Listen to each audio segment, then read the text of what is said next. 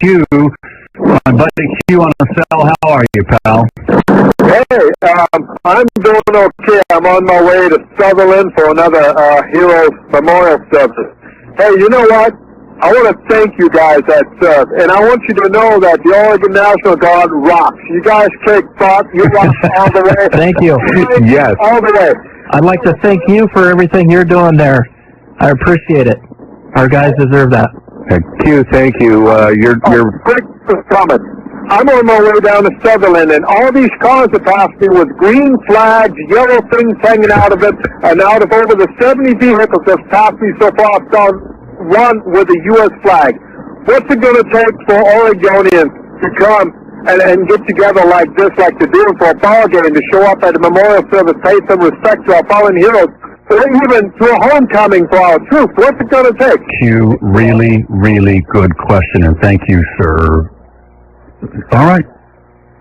What's it going to take? You know, we're such a divided country right now. That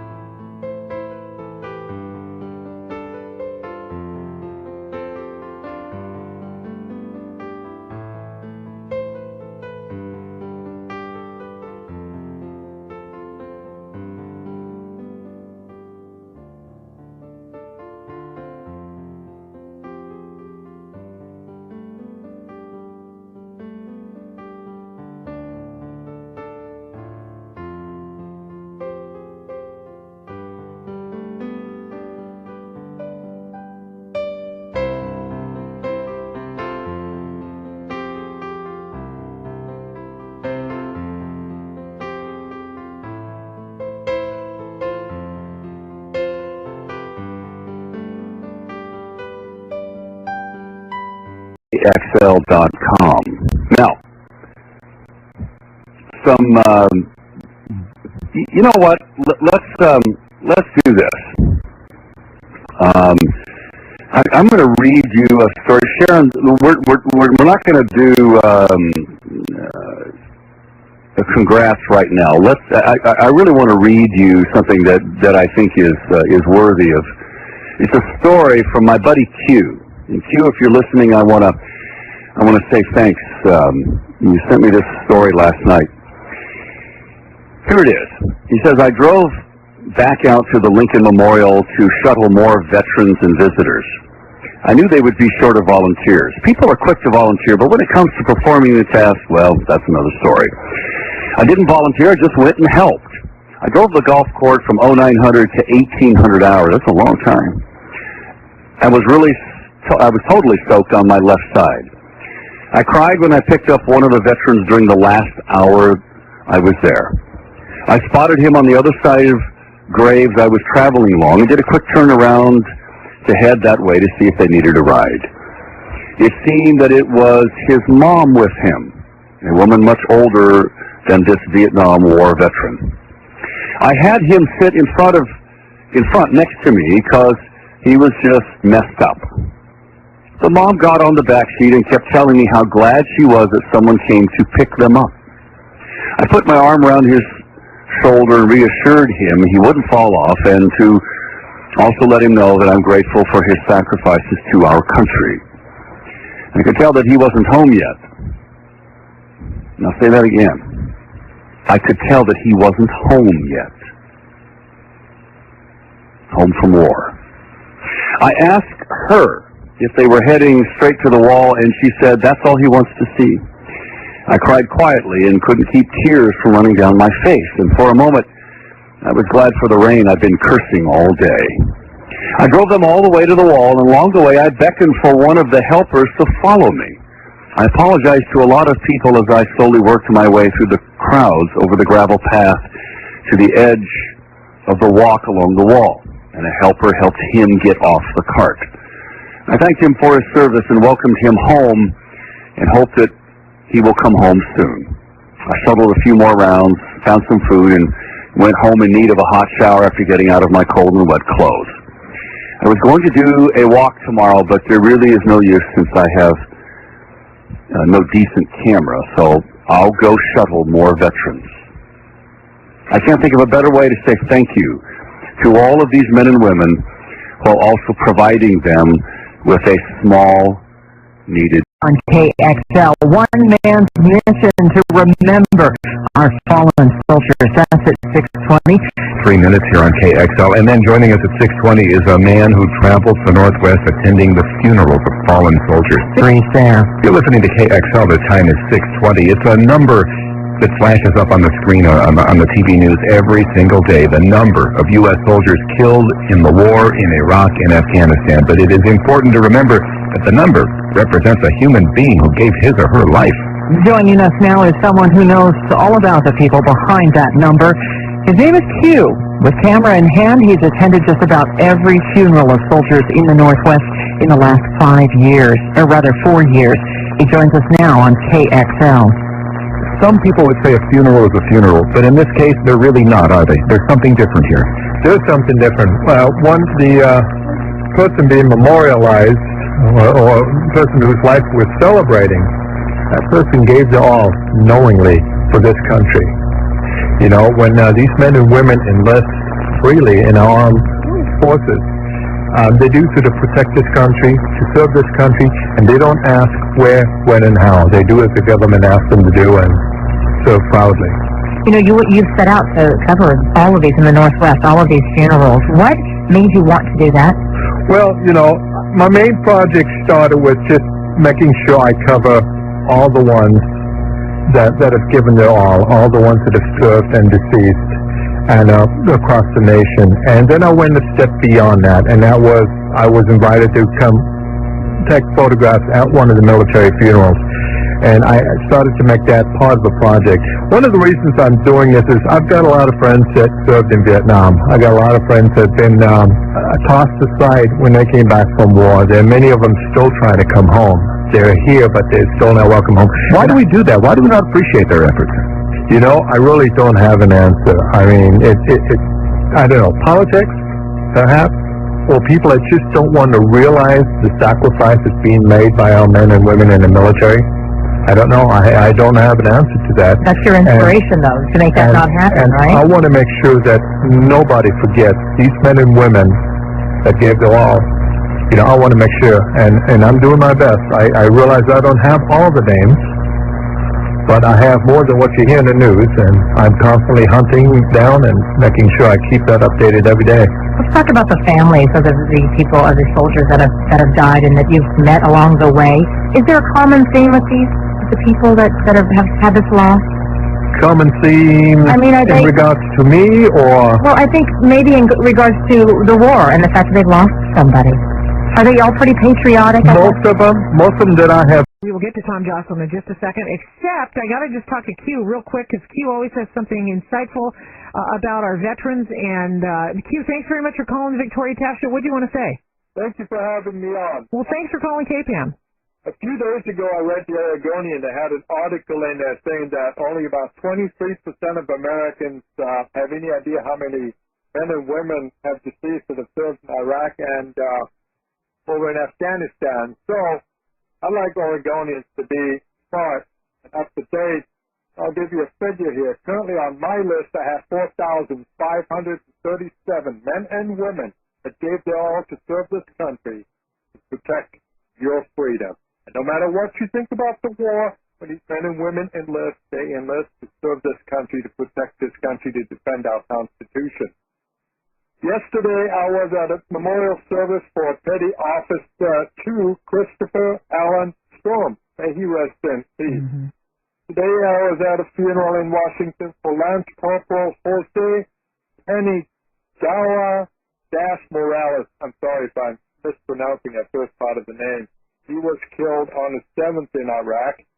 And on Thursday, we've got another one coming up, and that would be Sergeant Philip R. Anderson from Everett, Washington. He's going to be laid to rest.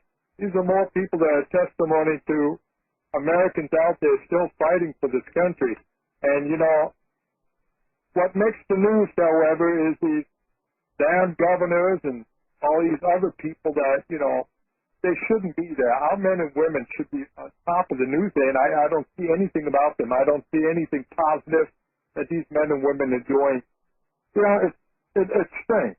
And I realize you only have 4 listeners out there, but if all 4 listeners could send me a gas card and help me with my travel this week, it cost me like $50 a day back north to Washington. Hey, I'd be appreciated. And check out my website, IraqWarHeroes.org, or .com if you like .com, either one. Check out, there's a reminder of recent men and women that gave their all for this country. Q, God bless you. Take care. Thank you. IraqWarHeroes.org, IraqWarHeroes.com. He does it all on his own, doesn't take pictures, and makes nice memorials to the folks who have given their all for this country. Now, what is it all worth? Why are we...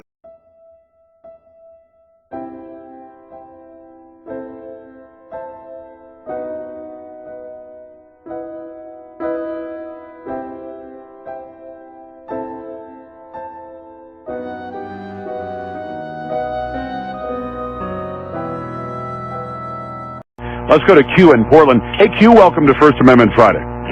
Hey, Lawrence, I see you having fun out there, and I'm stuck out here. But anyhow, hey, I would like to find businesses and individuals that will help promote IraqWarHeroes.org. And you know, it's as simple as just adding that line to your email signature, or maybe a little sign in your business. I think we need to help remember all our heroes that gave their all in this war and even past wars. I think that's a great idea, Q. Iraq War Heroes is Q's personal effort to go to every single funeral of every single serviceman or woman who's made the ultimate sacrifice for this country, to take photos both for the family that are private and other photos that he displays at IraqWarHeroes.org. Patrick, welcome.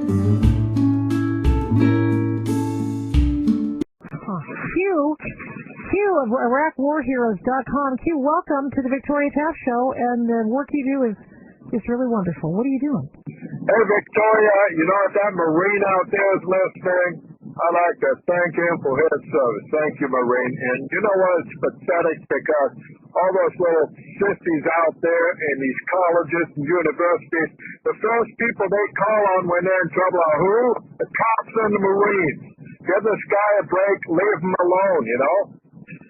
And I just got done doing over 1,100 miles over this last weekend. I posted. Yeah, you did. For one officer's artillery escort mission. He was one of the 4 killed in the helicopter. And also for one officer Todd, way up in Colville, Washington. That was a long, cold drive up that way. Mm-hmm. So just go to IraqWarHeroes.org and be reminded of all the men and women that give their all to protect your rights, to protect this country, to keep you free. And you know what? Many of them are people I want them to have guns, no matter where they're at. Hey, Q does this.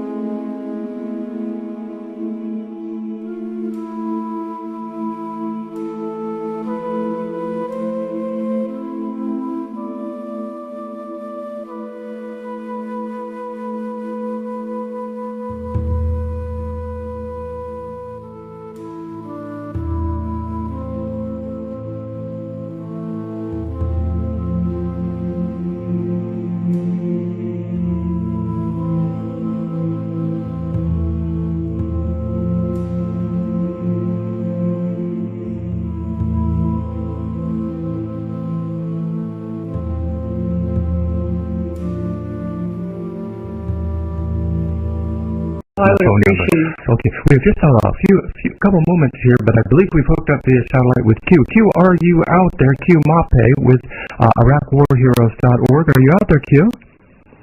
Hey, Jim, I'm out here. I almost forgot about your show, but I spent most of the day in Salem today. Mm-hmm. We added 12 more names to the Oregon Iraqi-Afghanistan War Memorial, and those are going to be kind of unveiled on Monday during Memorial Day. Oh. I'm busy attending way too many funerals in the Northwest. I first, as you know, run a site called IraqWarHeroes.org or AfghanistanWarHeroes.org. That's a few other sites that are dedicated to our heroes. I thought I would share with you a quick War Heroes Project report. Currently, I have 3,854 names listed. 76 out of Oregon, 79 out of Washington, based on DoD releases. I have 26,162 JPEG images, 11,365 HTM pages. I've completed over 150 missions, driven over 40,430 miles. Wow. Over 700 hours just driving alone. Going to the funerals and Correct. And photographing them and making that available to the families. Correct. Okay. My record visits was last month with 88,818 visitors and 2,652,468 hits, which was an average of 2,960 a day. Wow. Currently, this month's average is 3,010 a day. With already about 70,000 visitors and over 2 million hits for this month. So it's been keeping me busy. The amount of time that I spend just working on emails and updating the site, you know, the average has gone from 6.3 hours a day to almost 9 hours a day now. Wow. Wow. And Q, you do this all of this free of charge, no charge to the soldiers, to the families. That is correct. That is correct. You know, we can't forget these men and women, you know, that served this country, that gave their all. You know, and I hope that people, especially around Portland, for example, take some time out on Memorial Day, step away from the barbecue and think about these men and women that make this all possible for us to be a... Welcome back to the Lives and Show. Just want to mention Q just stopped by and he dropped off some of the postcards he's going to be sending to people like John Kyle and others, Arizona. IraqWarHeroes.org. He goes to all the funerals of Iraq War veterans who've given up the ultimate sacrifice, and he's going to send out these. Please don't let the memory of them drift away. Check out the website at IraqWarHeroes.org. And anybody else. By the way, want to say goodbye. I'm waving goodbye to my friend Q here. Q Madp, IraqWarHeroes.org, folks. You go to that website. Don't let the memory of them drift away. Q's a guy who goes with either his motorcycle or his car on his own to all of the funerals of the fallen soldiers who have died in this war on terrorism. He came by to say hi to me. Q, thanks. I really appreciate that. He does great work. So that's what we're talking about today. 503-417-7575. Toll free 1-800-827-0750. Ben.